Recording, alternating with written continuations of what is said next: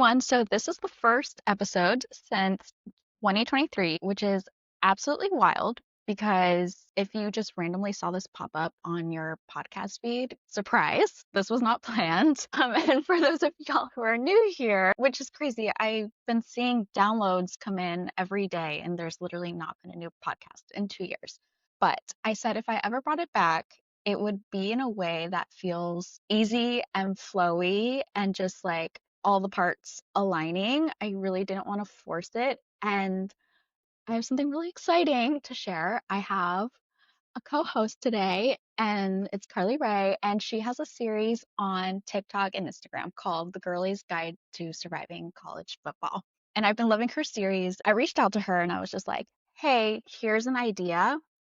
And then it just all like flowed and happened so fast. So I was like, okay, yes, we're meant to do this. This project is really about giving you the Spark Notes version of what you need to know about sports when it's football season. And that seems to be everything that's going on in the background. We are just going to give you like what you need to know about sports last week, what's coming up this week, and then just some tidbits in between. So, Karlee, thank you so much for being here. I'm so excited. Oh my gosh. Thank you so much for having me. This is so much fun. I feel like it's like all come to fruition so quickly because I was actually telling you last time we talked, like I went to a college that didn't even have a football team. And so I'm like so far removed from sports. And then I got married and my husband would like lay down his life for the Ohio State Buckeyes. And so that was like a change of world for me. And so whenever I entered this world, I feel like I needed like Spark Notes versions of sports, whatever it may be, college football being the biggest one. And so this is like perfect because now I get to be a part of what I felt like I needed whenever I like entered the sports scene because I had absolutely no idea what was going on. Yeah, no, it's a whole different language. I used to be someone who I never missed a Chiefs game. I never missed a TCU game. And then I kind of went on a hiatus when I stopped this podcast because it kind of like watching it made me sad because I was like, oh, I'm not doing the podcast anymore. It was a whole emotional roller coaster. But as I was doing some research before this episode, I was like, oh my gosh, I forgot how so much of this is a foreign language. And if you're not used to it, it sounds like gibberish. Literally, I saw a headline that said, probably can't find it now. It was like 5 words. And I was like, this makes no sense. When you started deep diving into sports and being like, okay, I want to know what's going on, what were you just asking your boyfriend at the time, now husband, a million questions? Yes, very much so. And which like leads also into like something we'll get into a little bit later. But my first intro to like his love for sports was he let me know about his like fantasy football league, which is like very normal. I've obviously heard of fantasy football, whatever, but he actually has a dynasty league with his friends, which if you don't know what that is, because I obviously didn't, No, I don't.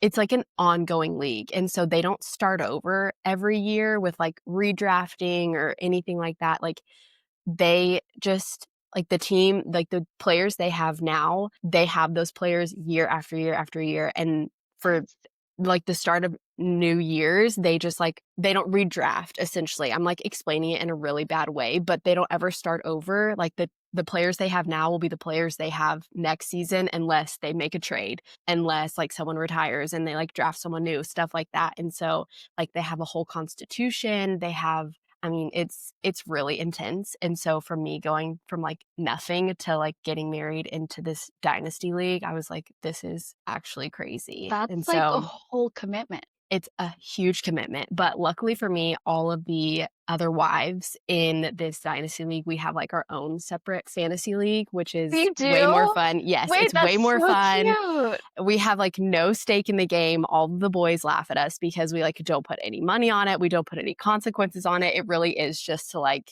honestly make fun of them because they're so serious about it and we're so unserious about it. Like all of the girls choose like a theme to draft from. And so there's like one girl, she only drafts guys that have been like associated with the state of Ohio. Like my team this year, I only drafted like nepo babies or like people that have Wait, benefited so from like who would some of those be? like I drafted Bo Nix. I drafted Shador Sanders. So I like literally asked ChatGPT who is an active NFL player right now that has benefited from like a family member being also in the NFL or like associated with the NFL. And so, yeah. What about ChatGPT though? When I was doing research, I was like, the girlies need this podcast because they cannot rely on ChatGPT because I was asking it like what's going on next weekend, what happened last weekend, and one of the searches it literally said there are no college football games happening the first week of October in 2025. And I was like, "Oh, No, for incorrect." sure. Well, that's wrong. And then I did like another search for like a specific team and it said like just absolutely not playing against the team that was actually on the schedule. So, What the heck? not reliable. Yeah. No, If that's you why need a they fun need us. fact on the go, we are here. We will give you all your little fun fact trivia Yes. tidbits. Maybe don't chat GPT it unless you know you can fact check it. Yeah. All to say is like I jumped in head first and I just like spent weeks and weeks and weeks asking my husband questions over and over and over again. And like I still do because I don't fully understand what's going on. But like now I know enough to get by, which is ultimately the goal of the podcast is like, how can you know enough to like be a part of the conversation and not feel like so excluded, but not have to be so invested into it that you're like giving your life away to the fall season of football? Exactly. Because even if you were to turn on a podcast about sports, I feel like they go so deep into the nuance that it's going to be 4 hours of your time and you still never really figured out what Yeah. was going on. That's probably a good tangent to like talk about the Cowboys game that happened last weekend where they ended in a tie. And I feel like that is like the number one question when watching a game that's close is someone is going to say, does it ever end in a tie? Mhm. Yes, yes. Okay, and honestly, I didn't even know that it could end in a tie because, again, we like my house, my husband basically, he loves college football and we like casually watch the NFL. But I was like, wait, how did things end in a tie? Because I've sat through football games where they've gone to like six overtimes and Yes, there's it's never always a winner. ending. It's like Yes. 2 a.m. Yes, and so I was like, "Wait, they ended in a tie and there's only one overtime, like, that sounds so crazy," but my husband, like, went into this full deep dive of, like, why there's ties and, like, how it's a bad rule, and he's like, "You should just play till there's a winner," and all of this stuff, but it is so crazy that, like, you can technically tie in the NFL. I have two thoughts on this. One, when I was reading about this game, they played against the Packers, and there was this article, I think it was like the NBC affiliate in Dallas, and they interviewed a psychologist because this tie rocked people's worlds. Like fans were not What? okay that it tied. And so they interviewed the psychologist. I'll link the article. And like I kind of laughed, but it's like funny but not funny Yeah. because if it's really rocking people's world that deeply, Yeah, like, it's, like, kind of crazy. but the psychologist was basically like, it's left fans with no closure. And I was like, Oh my gosh, that is way too intense for me. Like, right? that is crazy. Like, what do you mean you needed closure? Yeah, I get if a player, maybe it's like a huge game for you and you really thought it was gonna end differently. Maybe you Yeah. need closure. And I get like I too would have enjoyed a winner more than I would have enjoyed a tie. But like at Framing the it end of like the needing day, closure. yeah, I like went to sleep and moved on, you know? Yeah, I mean, that's the thing. Sports is like such a psychological experience because people are so loyal and so tied. And sometimes it's people who to a team that they've never even lived in that city before. There's like Right. one memory where in third grade they liked this one player and now they're like a San Francisco fan for the rest of their lives and I've No, never even that's been so to true. San Francisco. Yes. But yeah, it's really fascinating. I didn't realize how big of a deal it was that they tied. So Yeah. when you were asking your husband about it, what did he say is the reason for the tie?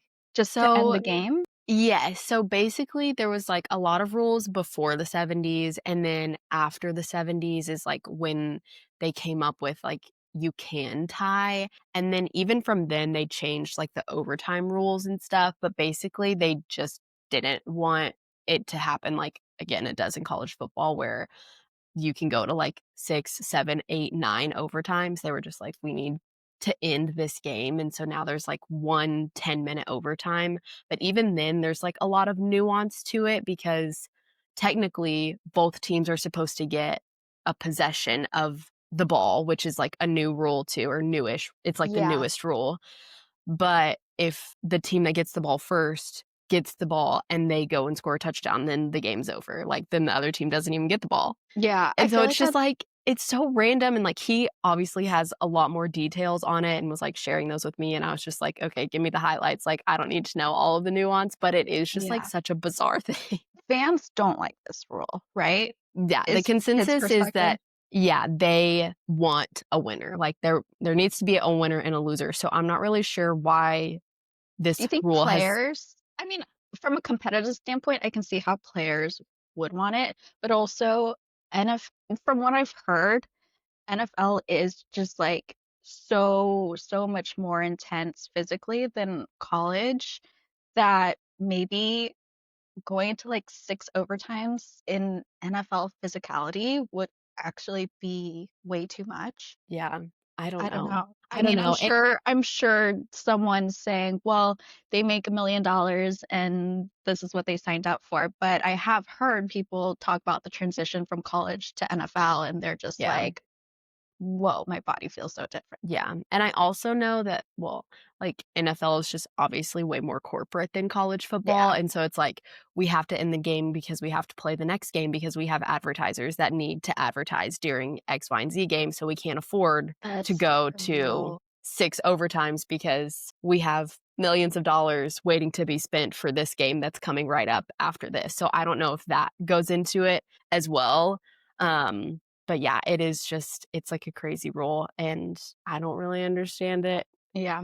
No, but that's so interesting. I also saw that it was a high scoring game. It was like 40 to 40 or something like that. Yeah, Is which that I didn't watch it. Did you watch it? we watched part of it, yeah, Was it one of those like situations where it was just like offense playing against the offense and there was just no defense on either side?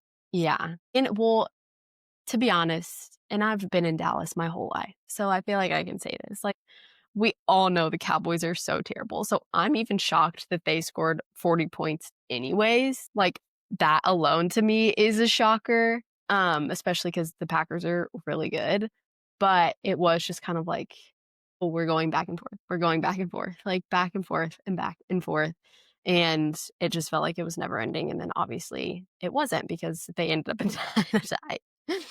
Wild. Yeah, I'm Yeah, always which curious when I see a high scoring game. Is it like both teams are not that good, both teams are really good, or like there's just no defense and so it's like yeah, sometimes a tie like that can be a really interesting game, and sometimes a tie like that and high scoring can be the most boring game in the world because it's just yeah. like they're just passing the ball. Yeah.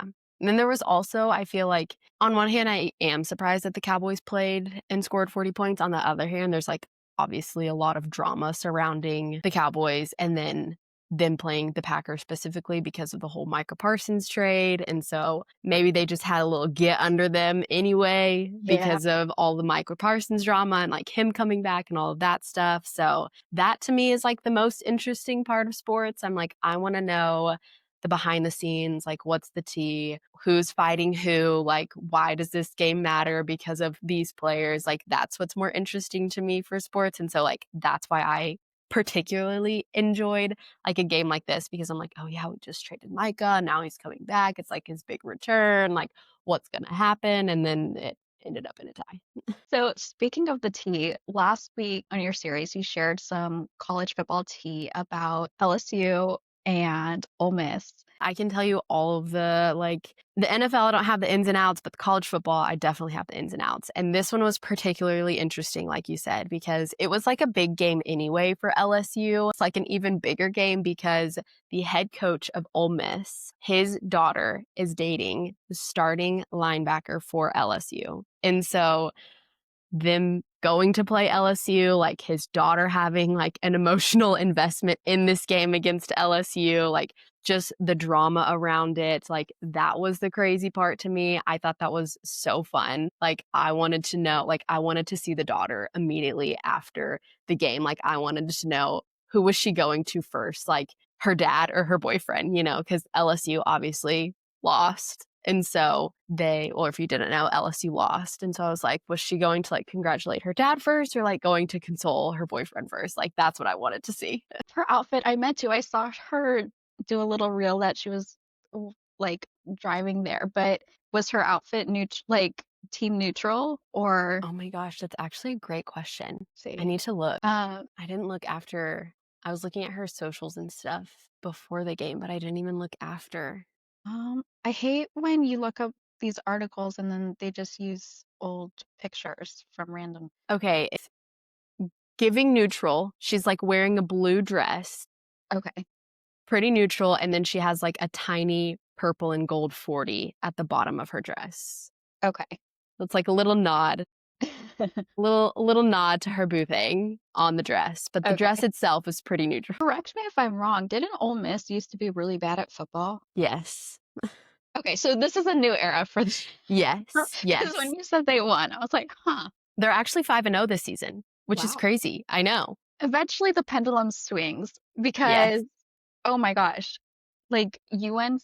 So coming up this weekend is UNC versus Clemson, which Clemson had like a crazy winning streak for years. Like they were Mhm. always like a top four. Yeah. And then UNC obviously now has Bill Belichick, which had as the head coach, which has been bleak to say the least. TCU Yes. blew them out of the water Yeah.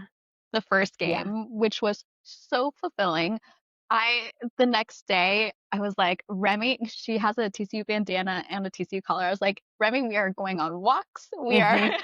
because in Yes. DC, so many people are from North Carolina. I was just loving it.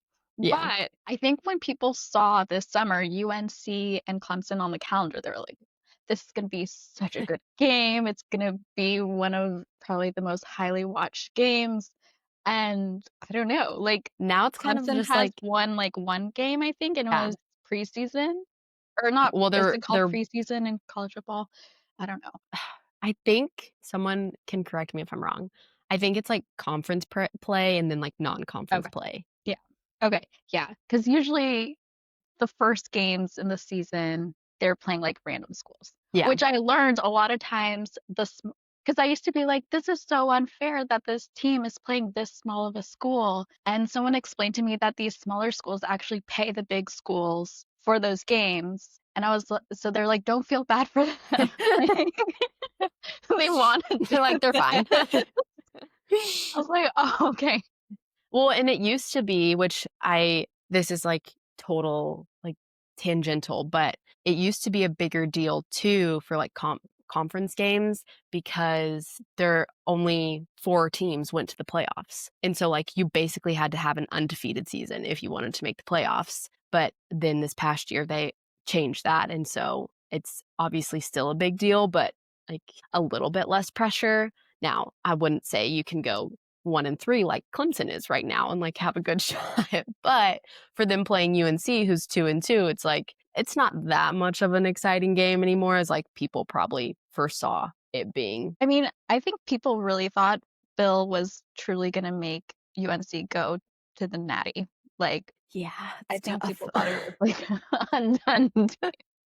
Yeah, I think so too. And so now I'm like, ooh, Do yikes. you think, how much do you think Jordan is running behind the scenes? Or if it's just like for the headlines? Oh my gosh, I'm like full camp on like she's running everything. I think so too. Like granted, it's probably not true, but I've seen TikToks or like articles or, threads on X that it's like she's at every practice, she's, telling him what to do, blah, blah, blah. And I just obviously love the drama. Again, I love the drama in the sports. Like that's why I want to know about sports is because I want the behind the scenes drama. And so I'm like, oh my gosh, yes, give it to me. Like, that's crazy. Tell me more. Like, what is she doing? I want all of Yes. the reports. I want all the details because I just think that is absolutely hilarious. There's no denying that this girl is savvy. You don't just Yeah. passively No. create this whole world. No. It's crazy. You do have to wonder though if she is like, "Oh, oopsies, like we could be on a yacht right now, but instead I'm having to watch him lose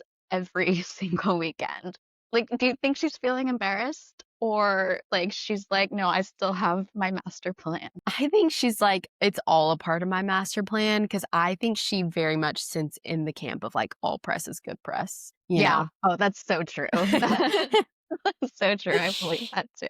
So if she's like, whether good or bad, as long as his or my name's in the headlines, like we're fine. Okay, so that's a game that I think people would have thought would be a big game, but won't be. So what are your top games that are kind of going to be talked about this weekend? This weekend, there's honestly, after last weekend, it kind of looks like a mediocre weekend just because I feel like so much happened last weekend, which is good because we could all use a break after the craziness of last weekend. But there are some good ones this weekend that are usually like they're happening in the afternoon or the evening games, which actually I will be in Ohio for the Ohio State game, which is so fun. So Oh, fun. yeah, I won't be watching some of them, but totally fine. Like, I'd much rather go to the game, like, that's way more fun for me.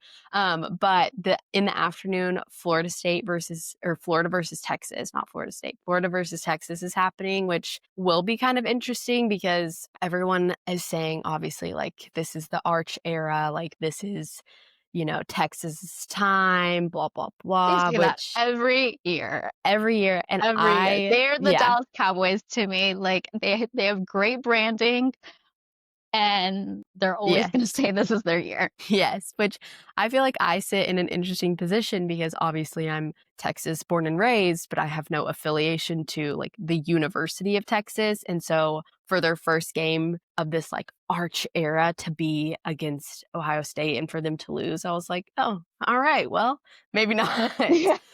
But they play Florida. So they also say is they play Florida this weekend. It'll be interesting to see. I think this is probably like the first good team they've played since Ohio State. And so Yeah. people are kind of saying like, has Arch gotten better? Was the Ohio State game just like the first game tough scene, but is he going to improve? There definitely going to be a lot of eyes on this game just to see because this will be like Texas's real first competition since the Ohio State game. So, and it's another road game for them. So that always adds just like another layer to it. And speaking of nepo babies, Arch Manning. Yeah, exactly. If he were in the NFL, he would have been on my fantasy And team. Yep. it's And only a matter of then, time. yeah.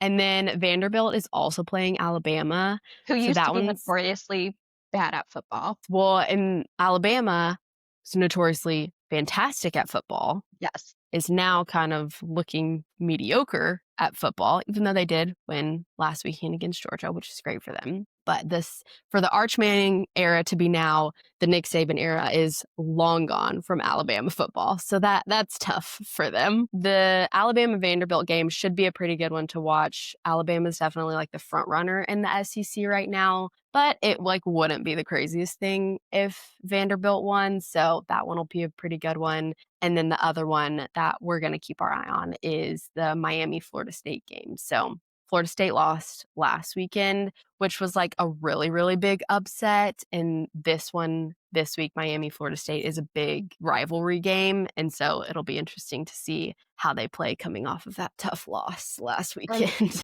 do you know if they're playing at Miami or They're going to be at Florida State. I was gonna So it's say, not it's not an away game for them, luckily. okay. Well, I'm so excited that you're going to get how often do you get to go to Ohio State games? I usually go once a year. Okay, Yeah. that's good. And so this is like my one a year. It's fun because my husband who went to Ohio State, he still has a ton of friends that live there. So we like get to go see them. We make a weekend out of it.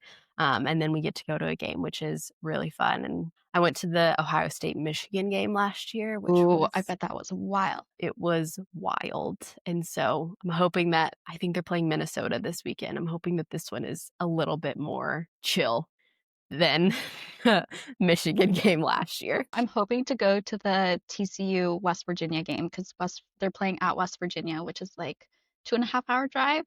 I Yeah, really that's wanted to easy. go to UNC too, but then I thought it's gonna be impossible to get tickets. Mm.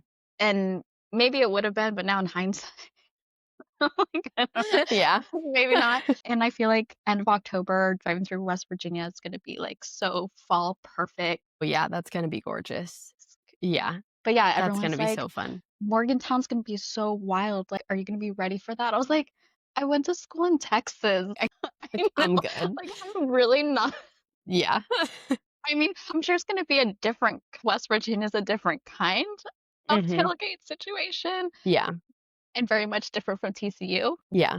Yeah. Like, that I'm expecting that vibe to be very different, but I'm not, like, scared to go to No. Scared Morgantown. is yeah, no.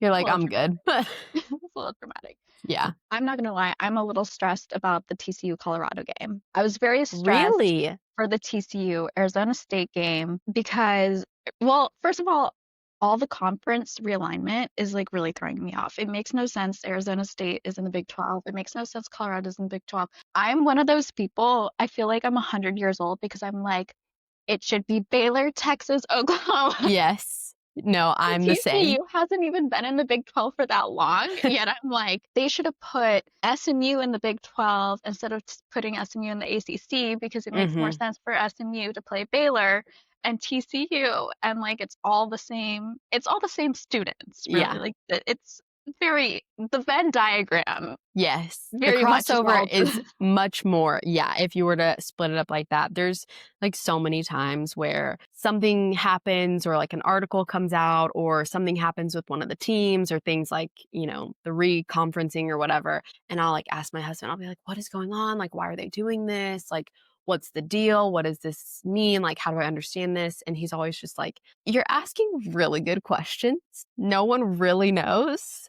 But you're asking the right questions. No one just has the answers to them because I'm like, "Why are they doing this? Like, I don't understand. That doesn't seem like it makes a lot of sense." And he's like, "Yep, again, really great question." and the time zone stuff is wild. Like you can play against a team that's on the East Coast in your conference, but you're on the West Coast and the times are wild. I was watching Yeah. the TCU Arizona State game, provided I'm on East Coast, not where TCU is, Mhm. but it was a night game on a Friday. So I was like at 11:30 p.m. on a Friday, Yeah. being like, okay, this is not what I wanted to be doing. Yes. I But know. great, Yeah. great. Yeah. It's like, "Oh, no, that's perfect." Many of nights where luckily we're central, and so we kind of, like, fall in the middle, but there's a ton of weekends where I'm like, "Oh, that must have been the last game," like, "It's 11 PM, we're going to bed." And my husband's like, "University of Hawaii is playing." Like, Right. like, they're kicking off right now, and I'm like, "Oh, okay, let me sit back down then." Also, how exhausting to be a player for University of Hawaii Oh my with the travel, gosh. I cannot believe that they, like, even still have a football team. Like, who is right? signing up for that? No, that's absolutely wild. Yeah, it sounds horrible to me, but it all Agree. did before a couple of years ago, so The Colorado TCU game. So the first time we played Colorado was right after the national championship game that we played in, which was like we lost by 55 points, 60 Mhm. points. I don't know. It was rough. So then that next season, the first game that we played, after having to deal with such a terrible loss where everyone's like, see, you didn't deserve to be in there, all these things. Georgia just was like an NFL team. We played Colorado and Colorado won. And it just like felt like such a like extra defeat. And Yeah. then we had a terrible season. I don't know if it was terrible, but it wasn't great. Mhm. And I feel like this year is kind of our first year back since that season we went to the national championship with our current coach, who it was his first season with TCU that they took Mhm. him to the national championship, which is wild. So now I just feel like Colorado kind of has our number, like, Yeah. and You're, like, waiting now for it. every year it's just kind of like, okay, Yeah, well, it's, like, a lot of apprehension around that. You're like, yeah. "Ooh, like, I know it's coming, but I really don't want it to." With like Coach Prime, Deion Sanders, like he makes such headlines and he's so loud that Mhm. I think it also is like when you see someone just like really, really, really hyping up Yeah. that team, it's kind of like the UNC thing. Everyone talked about Bill Belichick the whole time and no one even mentioned TCU at all until Mhm. after the fact. And it's kind of like Yeah. this too. It's like it always feels like we're the underdog. But Mhm. from what it sounds like, people are expecting TCU to win, but I'm just always gonna feel like TCU is the underdog. Yeah. Everyone needs a chip. Yeah. Also, people don't realize that TCU is like 8,000 students. Yeah, When I that's talk to people, crazy. they usually are like, it's like 30,000. It's like Baylor size, right? I'm like, no. No. There's like, I think it's like 9,000, including grad school. Circling back to last weekend because it was so crazy. Yeah, Like, yeah, yeah. last weekend was, like, an insane weekend. It's, like, a few crazy things that happened. Georgia-Alabama game. Like I said, everyone needs a chip, and Georgia's chip is Alabama. Everyone said that, like, Georgia could be anybody but Alabama no matter what team Alabama has, and that, like, continues to prove true. So, here's, like, some conversation starters. If you're, like, in a group of people and they're talking about college football, you could talk about last weekend, like, Georgia cannot figure out how to beat Alabama, which is crazy. And then also the Penn State Oregon game. It's like a huge game for Oregon and it was a huge game for Penn State because it was like their whiteout game, it was their home game, and they went to double overtime and Penn State threw an interception and Oregon won the game. Yeah. Oh, Yeah. oh, that's rough. Yeah, so it's just, like, really unfortunate because Penn State just keeps inventing sad ways to lose, as my husband would say, and this, again, just another sad way for them to lose, so that one was pretty tough, and I then, do of love the course Oregon Duck, though. I think the duck is my favorite mascot. he's so cute. He's so cute. Yeah, he's so cute, and his rear end is so large. And I just think that's the funniest thing in the world. Virginia won and rushed the field, and it ended up being kind of problematic. A bunch of kids got Oh hurt, my gosh, yes, which is scary. I actually Because just it watched is, some videos you're on not that. allowed to rush the field, right? Honestly, I have no Everyone does idea. it, but Everyone every does time it it. happens, I'm like, the school got fined or like Yeah. whatever. Yeah, I was watching some videos on that and it looked really bad. But that was, like, from that big upset game, and so Yeah. they were freaking out, and then, obviously, the only other one was the LSU Ole Miss game where LSU lost. But the Ole Miss won, and, his daughter's probably mixed feelings about it. That's where we're really invested. Yeah, because that's what we really wanna know. Exactly. Okay, well, thank you, Carly. I'm excited to chat again next week. And for any of y'all listening, I'm gonna link all of Carly's details in the show notes. I'll link mine, and then feel free to send us any questions, anything that you're curious that you've been scared to ask. And this is a safe space. You can ask it Yes, here. very much so, like, please hear from me. I knew absolutely nothing, like, I'm happy to help.